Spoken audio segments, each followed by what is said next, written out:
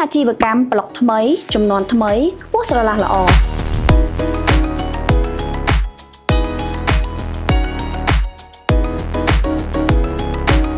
ទីតាំងនៅលើផ្លូវរដ្ឋ20 ម៉ែត្រនិងស្ថិតនៅតំបន់ព្រែកលៀប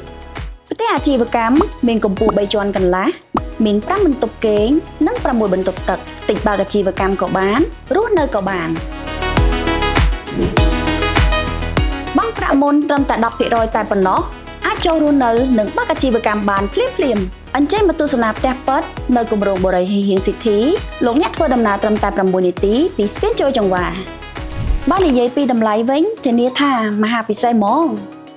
សម្រាប់ព័ត៌មានលម្អិតសូមទំនាក់ទំនងមកកាន់លេខទូរស័ព្ទនៅលើអេក្រង់នេះសូមអរគុណ